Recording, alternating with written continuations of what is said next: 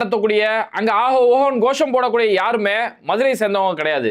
மதுரை மக்களுக்கு அதுக்கு எந்த ஒரு ரியாக்ஷனுமே காட்டல. மதுரை மக்கள் யாருமே அந்த ஆர்ப்பாட்டத்தை ஆதரிக்க சொல்றாங்கன்னா, இந்த போராட்டத்துல மதுரை மக்கள் யாருமே பங்கெடுத்துக்கல. எல்லாமே வெளியே உள்ள மக்கள் தான் இந்த போராட்டத்துல பெருமளவுல கலந்து கொண்டு இருக்கிறாங்க. கரும்பண்ணியை நெஞ்சில குத்தி கீறி உதிரத்தை மலை பூரம் தெளிக்கணும். தெளிச்சா எங்க அப்பா சுடலை மாடன் காவலுக்கு நிற்பான் அப்படின்றது எங்களுடைய நம்பிக்கை. வல்லாயத்தை வானத்துக்கும் பூமிக்கும் ஏந்தி காவல் நிற்பான் அப்படின்றது எங்களுடைய நம்பிக்கை. சம்மதிப்பியா? பயன்படுத்தக்கூடிய புதுசா ஒரு வார்த்தையை கண்டுபிடிச்சிருக்காங்க. எச் ராஜா, அர்ஜுன் சம்பத் இது மாதிரி நபர்கள் என்ன சொல்றாங்கன்னா, அது வந்து சிக்கந்தர் மலை இல்லையா, ஸ்ரீகந்தர் மலையா. இது வரைக்கும் அப்படி யாருமே அங்க ஒரு பேர் இருந்தது இல்ல, யாருமே அப்படி ஒரு பேரை பயன்படுத்தினது இல்ல. மதுரையில இருக்கக்கூடிய எல்லார் மக்களும் அந்த கீழே கடை வச்சிருக்கிறவங்க உட்பட எல்லாருமே சொல்றது அது சிக்கந்தர் மலைங்க. அவங்க காலங்காலமா தர்கா இருக்குது. அவங்க ஒரு பக்கம் சொல்லி அது சிக்கந்தர் மலைன்றது அந்த மாவட்டத்துல ரொம்ப பிரபலமான ஒரு இடம். இப்போ புதுசா அதுக்கு ஒரு பேரை கற்பிச்சு நான் என்ன கேட்கறேன், நீங்க பேச வச்ச 4 பேரும் உங்ககிட்ட வந்து நோம்பு கஞ்சி குடிக்கிறவன். அந்த வாய் என்ன வேணாலும் பேசும், அதை நான் இல்லைன்னு சொல்லலை. பாண்டி கோயில்ல வேண்டாம், என் வீட்டுல நான் கோயிலுக்கு வெட்டுற கடாக்கறியை நீ வந்து சாப்பிடுவியான்னு நான் கேட்கறேன். கேட்டா அது ஹலால் பண்ணாதும்ப. நீ கோயில்ல வெட்டின கடா வேண்டாம், வெளியில வெட்டின கடாயை நீ சாப்பிட மாட்டேன், ஹலால் பண்ண கடாயை மட்டும் நீ தான் சகோதரத்துவத்தோட பழகுறியா? இல்ல இங்க இஸ்லாமியர்களோ இல்லைன்னா மாற்று மதத்தினரோ பெருகிட்டாங்கன்னா இது ஒரு ஆப்கானிஸ்தானாவோ ஒரு பங்களாதேஷாவோ மாறும். பங்களாதேஷ்ல இன்னைக்கு இருக்கிற இந்துக்களினுடைய நிலைமை என்ன, அதற்கு காரணம் என்ன அப்படின்னு யோசிச்சு பார்த்தீங்கன்னா, உறவுகள் அனைவருக்கும் வணக்கம். நான் உங்கள் MC ராவணன். நம்மளுடைய வீடியோ முதல் முறையாக பார்க்குறவங்க சேனலை சப்ஸ்கிரைப் பண்ணிட்டு மறக்காம பெல் பட்டன் அமைக்கிங்க. பிடிச்சிருந்தா லைக் பண்ணி ஷேர் பண்ணுங்க. உங்களுடைய கருத்துக்களை கட்டாயம் கமெண்ட்ல வந்து தெரிவிங்க.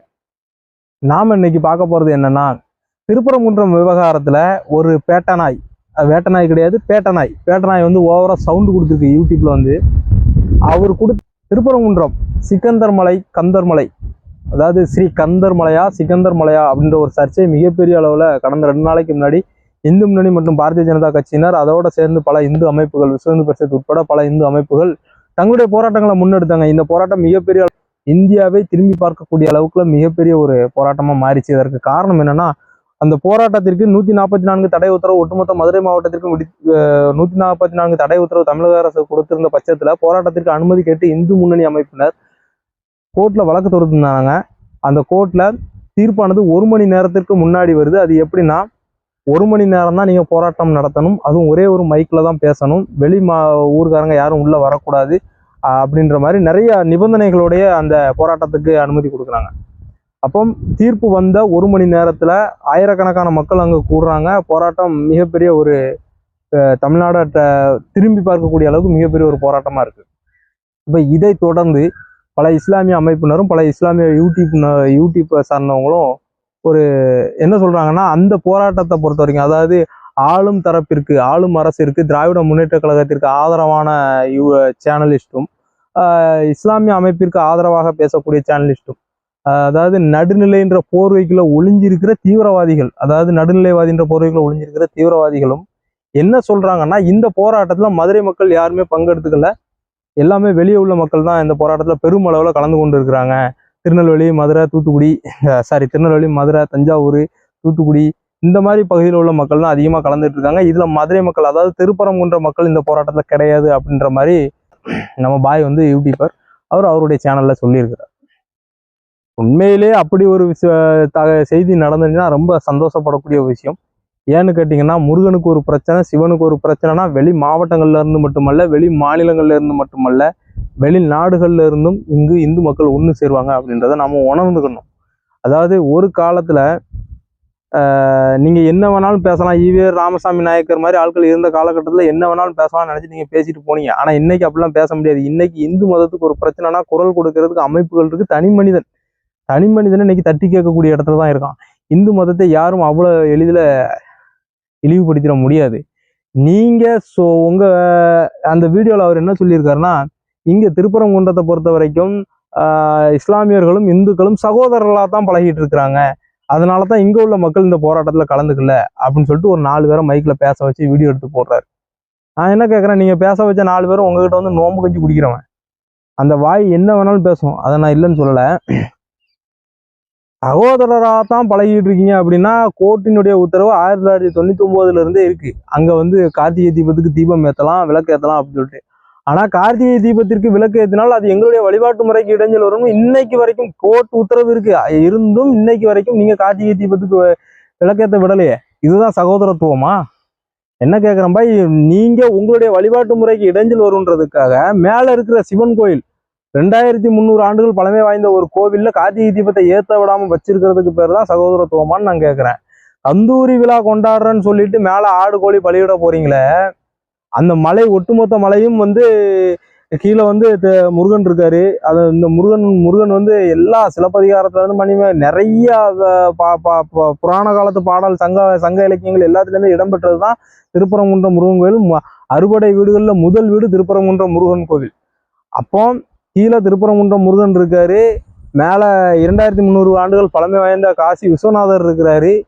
இப்படி இருந்துமே நீங்க கார்த்திகை தீபம் ஏத்த விடல, ஆனா நான் கந்தூரி விழா கொண்டாடுவேன்னு சொல்லிட்டு ஆடு கோழி பலியிட போறீங்க. இது எந்த விதத்துல நியாயம்? சரி, நீ கந்தூரி விழா கொண்டாடுற மாதிரி நான் பந்தூரி விழான்னு சொல்லிட்டு ஒரு விழாவை வச்சு அப்ப மாயாண்டி சுடலைக்கு பண்ணிய நெஞ்சில குத்தி கீறி ரத்தத்தை சட்டியில பிடிச்சி மலை பூரா தெளிச்சேன்னு வச்சுக்கேன், வானத்துக்கும் பூமிக்கும் வல்லையத்தை ஏந்திக்கிட்டு காவல் நிற்பான் அந்த மலையில.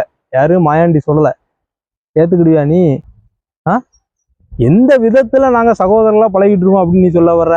நோம்பு கஞ்சி குடிக்க உன் வீட்டுக்கு வர்றான் பாரு, அவன் சகோதரன்ற சிந்தனையோட தான் வரான். ஒவ்வொரு இந்துவும் சகோதரனோட சிந்தனையோட தான் வரான்.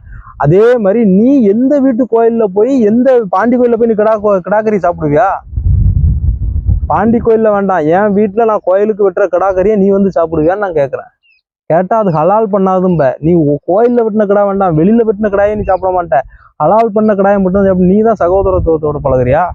சகோதரத்துவம்னா என்னன்னு தெரியுமா உனக்கு? கடைசியா போற போக்குல ஒரு உருட்டி இருக்க, அந்த பகுதியில இருக்கிற எல்லா மக்களுமே அது சிகந்தர் மலைன்னு தான் சொல்லுவாங்களாம்.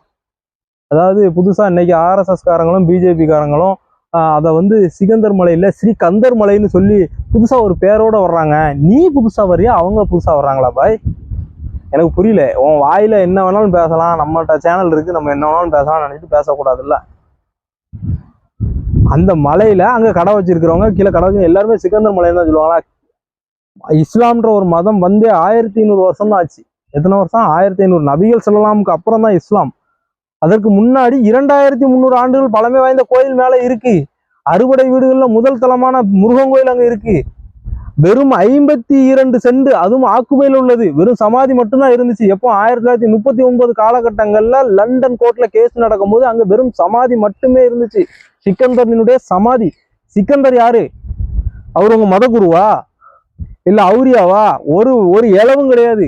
இந்த நாட்டை தென்னிந்தியாவை கொள்ளையடிக்க வந்த முகலாய பேரரசுகளுக்கு ஒரு படையை வழி நடத்தின நபர் தான் இந்த சிக்கந்தர். இந்த சிக்கந்தர் பாண்டியர்களுக்கு, அதாவது விஜயநகர பேரரசு படையெடுப்புக்கு பயந்து மலையில போய் ஒளிஞ்சுக்கிட்டு இருந்தவரை கொலை செய்ததா தான் வரலாறு. ஒரு பக்கம் வரலாறு அதான் சொல்லுது.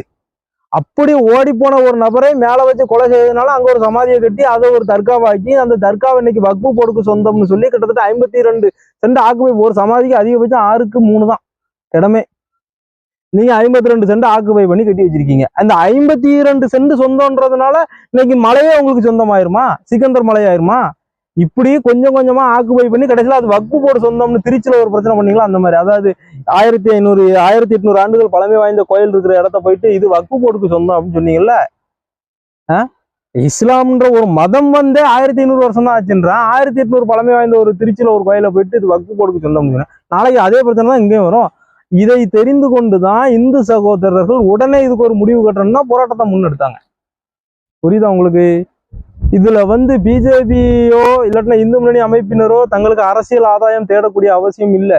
நாங்க ரொம்ப நல்லவங்க, நாங்க இந்த போராட்டத்துக்கு எந்த ஒரு அடிப்படைவாதியும் இஸ்லாமிய அடிப்படைவாதிகள் யாரும் காரணம் இல்லை அப்படிங்களா? வெக்கமே இல்லாம பேசுறீங்களே. நவாஸ்கனி மேல பார்வையிட போறாரு, வக்ஃபு போர்டு தலைவர் பார்வையிட போறாரு, தர்காவை வழிபட போறாருன்னு வச்சுக்கிடுவோம்.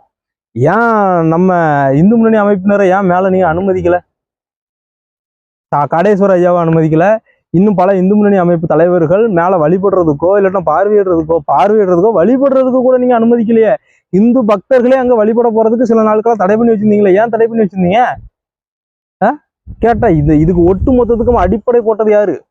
இந்த பிரச்சனையை கொளுத்தி வச்சது யாரு அப்படின்னு நீங்க பாத்தீங்கன்னா இஸ்லாமிய அடிப்படைவாதிகள்.